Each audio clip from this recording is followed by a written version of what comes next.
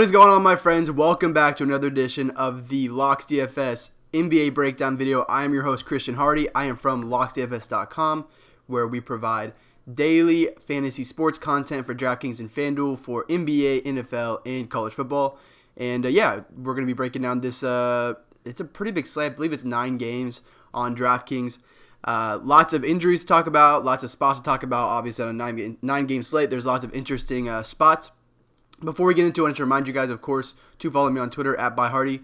And also, besides that, you can comment on this video for a chance to win a free season pass from locksdfs.com. All you got to do is hit that subscribe button and comment with your favorite play of the day to be entered to win that. We will pick the winner on the Thursday night showdown video, so be sure to check that out if you do comment. And we appreciate you guys coming back here and watching these videos. And if you subscribe, getting them into your inbox. We really appreciate that. With that said, we can pretty much get into the video now. We have a few interesting games on the slate. This Bulls-Bucks game at 2:31. The Rockets-Portland game at 2:30. We have this game at 2:24, and one game I'm not going to talk about. I haven't really dug deep into it. Is this Celtics and Suns game at 226.5? And then we do also, I think this is an interesting game, but the total has come down so far that obviously Vegas and the bettors there do not agree with me on that. But I think it makes a little bit of sense. There's some spots in that game that I'm going to talk about. Okay, let's go ahead and get into the video where I'll mention some injuries real quick. It's pretty late in the day. Obviously, if you're seeing this, you know that this came out pretty late today. We've gotten some news. Kyrie Irving is out with a shoulder injury. We have, for the Pacers, we have Brogdon out. We have McConnell out. We have Jeremy Lamb out. For the Rockets, Eric Gordon's still out. For the Nets, on top of Kyrie being out, we also have Karis LeVert still out as well. Shabazz Napier's not expected to play. Andrew Wiggins not expected to play. And then we have a few questionables. Kawhi Leonard, Serge Ibaka, Larry Nance, Patrick Beverley, Josh Okogie's a game-time decision. So lots of news that we're still waiting on, but we have gotten a decent amount of news on so far for today. So because we have so much injury news in this Indiana game, the total is down so far that I'm not sure how much exposure I'm actually going to have to this game, but it's still a spot that I want to talk about because we've gotten some interesting prices. First of all, let's start with Brooklyn because we have Kyrie Irving out, we have Karis LeVert out, so obviously there's going to be a ton of usage to go around here. Spencer Dinwiddie is at 1.22 fantasy points per minute so far this year. He is priced up because he's been very productive recently. I still think at this price you can play him. Even at 1 fantasy point per minute, he's getting to value here. He's likely going to be required to be on ball for a good portion of this game, probably like 30 minutes at least. The Brooklyn centers, I think. So I like him at this price. I jumped ahead in my notes. I like him at this price, 6K. I think he can get to 5X pretty easily here. The Brooklyn centers also get a decent usage bump without Kyrie this year. They're both at like 1.15 fantasy points per minute without Kyrie on the floor and with LeVert off. So I think Jarrett Allen, if we see him, I mean, obviously his minutes have kind of fluctuated, but if we see him get like 23 minutes, I really like him in this spot. I think that he can definitely get the value at that 1.15 fantasy points per minute if we get up to like 23 minutes or so. Obviously a little bit of a risk with him coming off the bench, but I'm not too concerned about that. I think he's a very solid play at this price. I think he'll be pretty low owned because the total's coming down. DeAndre Jordan is priced up to a place where I'm not really too interested. A guy that I like as well at 5.3K. When he gets down to this, when he's around this under 5.5 range, I'm always interested in Prince because he can shoot threes. He's gonna grab a pretty solid rebound floor for you pretty regularly. He can grab you a little bit of defensive stats. So I like Prince around this price pretty regularly, and it's not too tough of a matchup against Indiana, who runs pretty decently in pace. So I see some upside there with Prince at that price. For Indiana, there are definitely some interesting prices here. They significantly priced down Sabonis. Miles Turner is priced way low, and both the Holidays are starting again. We already have that starting lineup. So, yeah, like this is a pretty interesting spot because Brooklyn is, I believe, top 7 in pace. And, you know, with the prices, it's just very interesting to me. Sabonis is at 1.17 fantasy points per minute without Brogdon and without Jeremy Lamb, both of whom have been ruled out already. So, you know, in this matchup, I think that he has, again, even with Turner back, we saw him still have a rebounding floor. Obviously, he didn't shoot well, but I think that's going to be something that, you know, is not going to be sticking around, him shooting that poorly, because we've seen him shoot pretty solidly all year long. I don't really have concerns about that. I think he's a very, very solid cash play. I don't know where his ownership is going to be because the game total has dropped so much, but I think he's definitely a cash play at this price if you can get to him as your third piece, and we'll talk about the other two here shortly. Also, Miles Turner is a very, very solid point per minute player without Brogdon on the floor. 1.32 fantasy points per minute without those two on the floor this year. If he's going to get 32 minutes, which we saw him in his first game back get 33 against Milwaukee in a blowout.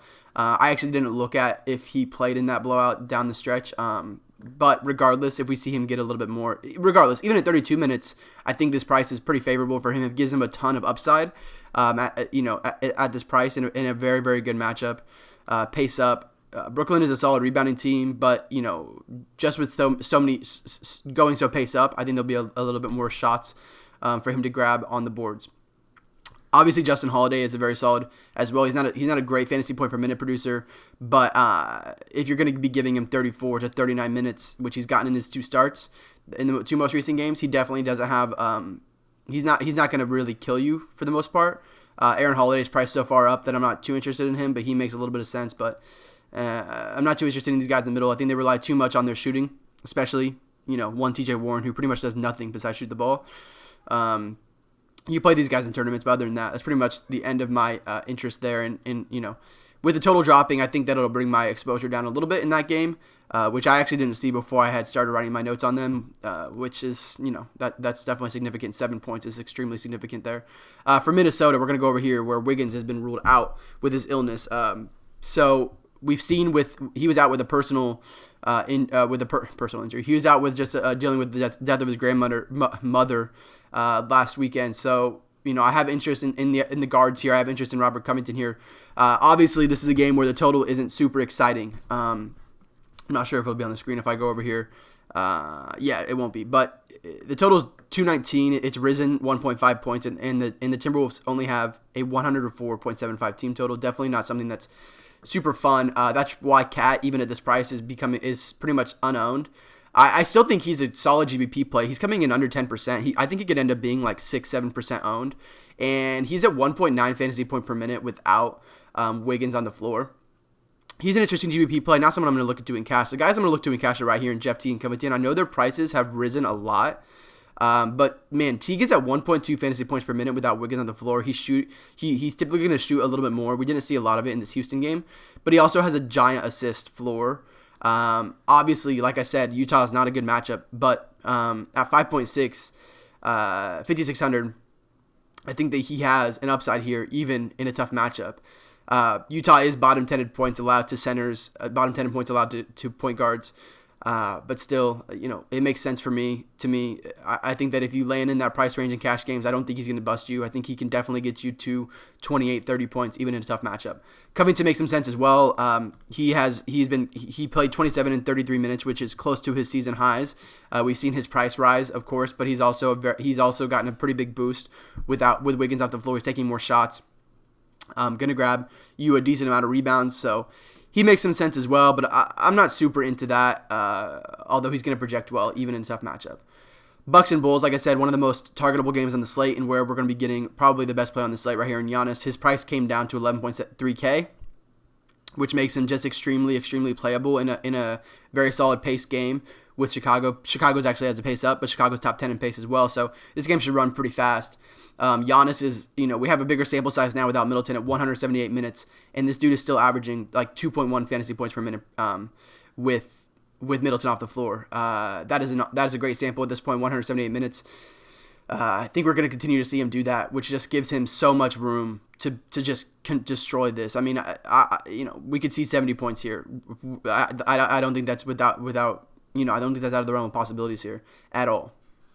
It's worth noting that he only busted in that game because it was a blowout, and they won pretty big, which they're not expected to win big in this game. They are expected to win, but not win big. I think he plays his normal allotment of minutes, and he kills value here. He's going to be someone that I will be very, very high exposed to. Eric Bledsoe is coming in from the first ownership projections I saw, very low owned, and that's a little bit surprising to me because Bledsoe, like I said, in terms of projections, his projections are still just off. We saw him not do as well in this last game. That's fine. I think that brought his price down 100. That's going to put people off him completely. I'm cool with Eric Bledsoe. I'm even cool with him in cash games. I know he's going to be unowned, but I'm still cool with him in cash games. Bledsoe's a 1.32 fantasy point per minute with his assist and shot rates going up without Middleton and Brogdon. Obviously, Middleton hurt, Brogdon not on the team. His usage is awesome. His assist rate is awesome. I think that he has so much room here to beat this, and I think he can definitely get you to 40 points here. However, on the other side, we do have someone that is definitely a little bit more interesting for cash games, and that's Zach LaVine, who is 6,900. It's the lowest price he's been all year, yet he's in probably one of the most friendly matchups he's been in all year. He's played Houston and Brooklyn, so of course. Oh, he actually already played Milwaukee too, so there you go. First game against Milwaukee, there you go. Shot 20 times, 7 assists, 3 steals, then fouls out in a loss. At 6,900, there's just so much room here for him to go, 6x potentially if he really hits his shots, 7x. So to me, he makes a ton of sense, especially with Markkanen really not hitting his shots. They're turning to LaVine to shoot a lot more shots, and he's done well with it so far for the most part. Occasionally has those bust games, but for the most part, is doing his thing. And 19, 20, 24 shots, has an assist floor, has a rebounding floor. Really like him in this game in a pace-up matchup where he's going to have to do a lot of scoring. Markkanen's very cheap and should also get some ownership. I would much prefer to pay the extra, 1K for LaVine, but of course, not everyone's going to have that choice. Markkanen still, his usage is down. He's still not hitting his shots. That's super concerning because if he's not shooting, he really doesn't have much of an upside. He's going to grab a rebounding floor. He's going to have a defensive stat floor, but if he's not shooting the ball, you definitely have a lot of concerns here. He shot the ball at most 13 times, and that was at the beginning of the year. I think he's got a lot less confidence in the shot this year, and I'm very concerned about him at this price. We've seen Wendell Carter priced up to the point where I don't think I want to go here in cash games, but he's not a bad option. Of course, it is a pretty solid rebounding matchup. It's pace up. There's going to be a lot of missed shots for him to grab. I don't mind him in cash games, but he's not going to be someone that I'm prioritizing at all. And that pretty much does it for this game. No one I'm too interested in. Dante DiVincenzo has been starting, but he's priced up to 4K now, and there's lots of path to failure for him. It's probably not someone I get to. George Hill also, I think he's been playing a little bit more minutes. He blew out. That game blew out, so I'm not going to look too hard in that game. But even in this game, at this price, you're just not getting a ton of upside here with someone off the bench in George Hill. So not too interested there. Mostly going to stick to the top end guys. The value doesn't look too great here. Going over to Portland and Rockets, where we have two of the best values on the slate, in my opinion. And Daniel House Jr., who is probable to play, looks good to play, not too concerned about that. And we have Nasir Little, the rookie, who has been starting for the Portland Trailblazers at the 4. Okay, so let's talk about Nasir Little first, since I haven't pulled up right now. Rookie from UNC, can play two ways, grab rebounds. He's going to shoot threes. As you can see, he's not shot them well over the last 2 games, but he's going to shoot them. Gives you a lot of upside there. He's played 23 minutes in the first game. Didn't close in this game. This game he plays 32 minutes and he closes in that game. If he's closing at this price, 3,300, this is just way, way, way too cheap for a guy who could play 32 minutes, who's going to grab you rebounds, and is going to potentially be able to shoot threes. Hopefully he can make them eventually. There's just not really a path to failure here. He makes a ton of sense in cash games at this price because if he's playing, I don't like it as much if he's not with the closing team. We have no way of knowing if he's going to be with the closing team or not. But you have 1 out of 2 times that he started, he plays with the closing team. So, you can say 50% chance at this point that he's with the closing team at least. And yeah, I think that he makes a ton of sense with a floor here. And the Daniel House Jr., this price just makes no sense. I can almost guarantee you right now that I will be overexposed to Daniel House Jr., whatever ownership he's going to be at, unless he's going to be like 80% owned, which is not going to happen. This price just doesn't make a lot of sense to me. Unless we hear that he's going to be on a minutes limit or something, which he's been out for a few games now, and I think that he'll be fine. He's been out for a week now, so he got injured a week ago. He was at 5,300 before he got injured. He was playing pretty much consistently over 30 minutes a game. We see a few here, 29. This is a blowout. He plays 19. So, 39 minutes in this game. Like, we can pretty much guarantee that he's playing 32 minutes here. He's not a great fantasy point per minute producer, but I do think that we could see that go up a bit with Eric Gordon out. And we're also going to see that minutes floor if he's active with Eric Gordon now. I think they're going to have to play Daniel House they're going to want to play Daniel House at least like 32 to 34 minutes, like I said, possibly more. He's at about 0.75 fantasy points per minute, but even at that low number, he's easily getting to 5x here. Pretty much every single outcome, and he's a much more valuable piece to this team than Austin Rivers, than Chris Clemens, than Ben McLemore. Clemens really isn't a comparison there. I don't know why I threw him in there. I just saw his name on the screen. Really, the comparisons are Rivers and McLemore, especially McLemore. He's just so much more of a valuable piece, a guy that they want to get minutes rather than those guys. So if he's active, I think that he will play significant minutes, and I think he's probably my favorite value on the slate. There are definitely studs in this game that I did not mention. I wanted to talk about those values. So I'll go and I'm not going to talk about all these studs. I'll just go ahead and rank them point per dollar for you guys. Hopefully it helps you guys out. My favorite stud would be Russell Westbrook at this price, $8,300. Damian Lillard would be next at $8,600. I think that's a very, very generous price. Hassan Whiteside, who to me is just still way too cheap for his role. Then we have James Harden, who I probably would want to get into my builds a little bit in GBPs because he's very, very low owned. Obviously, there's no doubt that I like getting discount on Giannis more. He has a bigger rebounding floor. And in the best outcomes, he can score just as much as Harden can. And then CJ McCollum would be the last one. He got a big price bump after he went off in the San Antonio game. It was the delight to watch CJ McCollum in that game. It was like McCollum or watching that game. Like Lillard just kept deferring the ball to McCollum because McCollum was just so hot. It was interesting to see. I played the night slate. I didn't have nearly enough McCollum, so that wasn't fun. But it was fun to watch McCollum do his thing. To prove that he can still do that. It was very fun to watch. There are other spots on the slate, of course. I'd be remiss to not mention Luka Doncic here in this spot. I mean, he's 9,800. They priced him down. I don't know why they priced him down, but he's priced down, and obviously not a great matchup against San Antonio. But I'm more worried about bigs against San Antonio than I am about the guards against San Antonio. Especially when it's a guard like Luka Doncic, who is going to grab boards regardless, who's going to grab assists regardless, and also the Vegas total on this game is at 224. Okay, so it's not a bad Vegas total. Dallas total 114.75 team total. I think that he's a very, very solid play here. Someone that I would definitely be trying to get with Giannis in cash games, I believe, right now. So with that all said, thank you guys so much for watching. That's pretty much going to wrap it up for this video. I think I talked about most of the guys I want to talk about. So thank you guys so much for watching. Hopefully you guys do well today. And don't forget that if you comment on this video, you have a chance to win that free season pass from Locks DFS if you are also a subscriber. Really appreciate you guys coming back here.